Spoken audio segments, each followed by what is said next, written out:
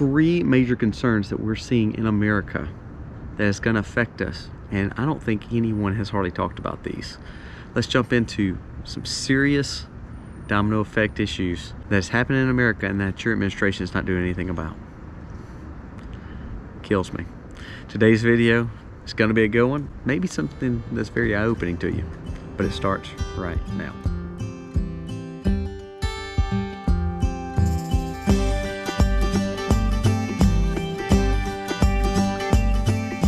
Good morning. Thank you for watching today. We are The Max. If you're new to The Max, go down here, press subscribe, ring the bell, give us a thumbs up or a thumbs down. I'm okay with that. But tell us what you think of this video. As you can tell, we're not at home. We took an overnight trip, but to be honest with you, it's cold. I'm not used to these cold temperatures, so I'm ready to get back to South Mississippi.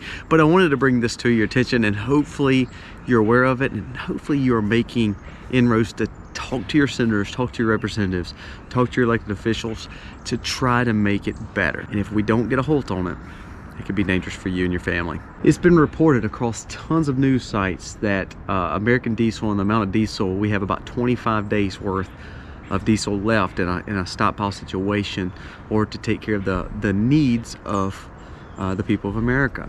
Now, that may not seem like a big deal, but let's think just for a second how much actually runs on diesel. Now, diesel is actually easier to make than most gasoline.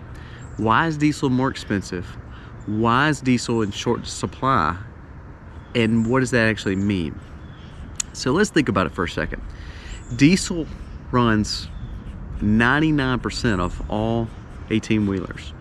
Diesel runs most commercial vehicles that are supplying food, work, labor force, and your supply chain.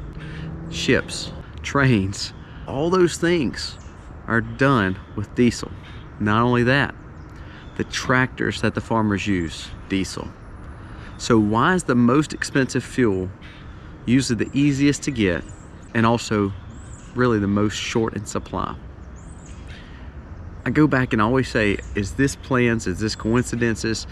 Are we just that stupid as a nation that we elect these people who really are trying to destroy us? Or are they just that stupid and incompetent?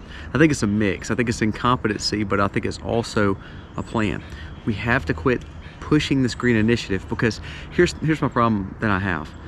When you talk about green initiatives, if we don't have something to fall back on when diesel is short supply, or diesel is non-existent, or we can't get to our diesel supply, or we don't have any diesel because we're not pumping fuel, or we're paying more for diesel because diesel right now is still, I know where we're at right now, it's over $5 a gallon still.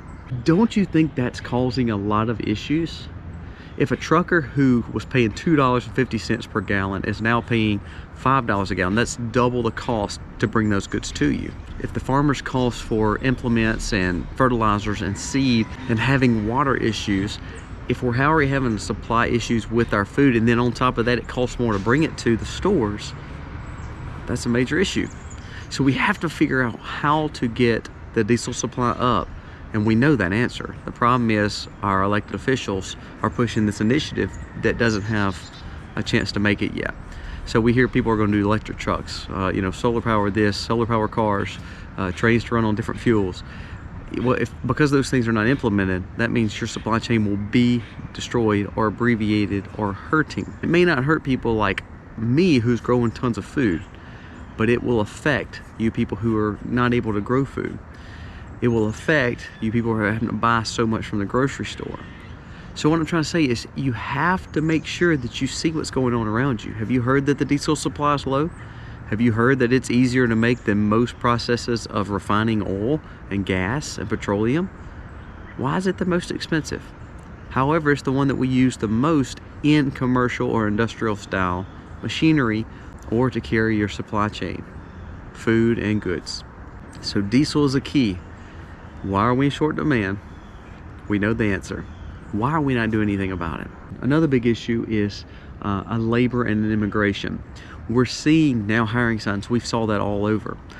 But because of the recession, because of some of the situations that are going on, we're seeing now people are doing employee freezes. Here's the issue. It's not the employees or labor. It's the fact that now we have 2.4 million new illegal immigrants that have been reported for the last 2 years since this administration has taken place. Now that's the ones we know about. So say you have 2 to 5 million people extra living in America. Jobs are starting to get hard to come by because of people starting to slow the economy down. The economy's slowing down. That's why it's a recession. So we're seeing now hiring signs, and we want people to fill those jobs. Some of the bigger businesses now are starting to do freezes. We talked about this in the last video.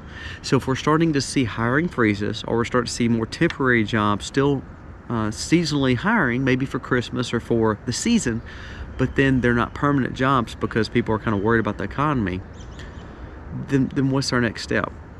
Supply chain issues are happening, not just because of other things like food and global issues, the diesel, just like we talked about. So we have more people that are going to need more help. 2 things I think we need to look at it on the fact of immigration. Border agents have stopped around 100 known terrorists right there on our border. I think it was 98.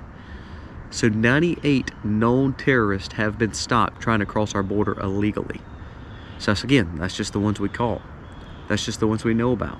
It's kind of like the 2.4. It may be 5, maybe 5 million people. I don't know. We don't know that.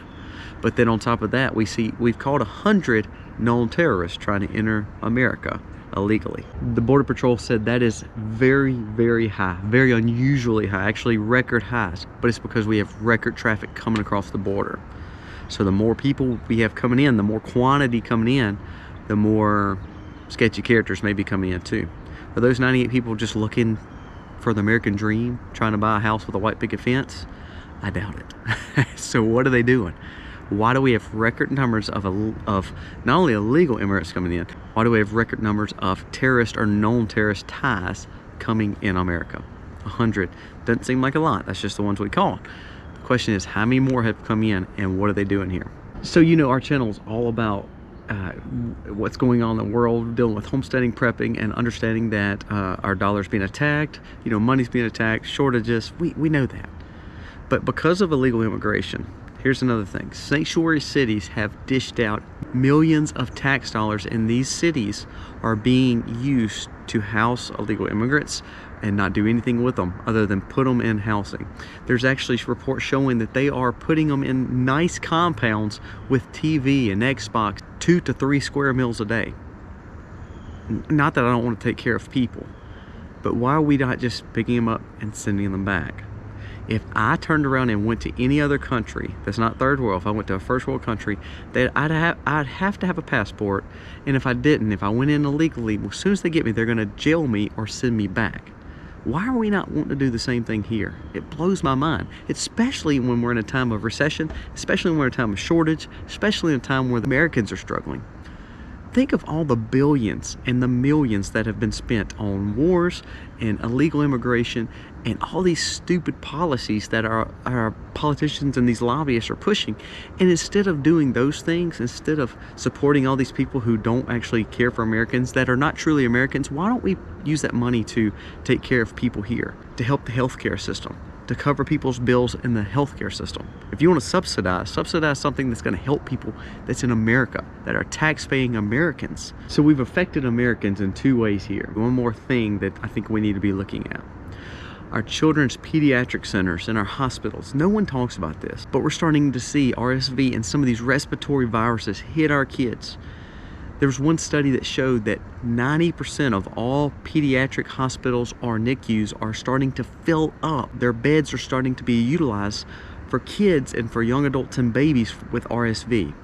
Now that's hitting our youngest individuals. So why are we not spending millions and billions to take care of those? Why are we not taking care of their families instead of sending money to take care of illegal immigrants or send money to a war that we shouldn't even be in?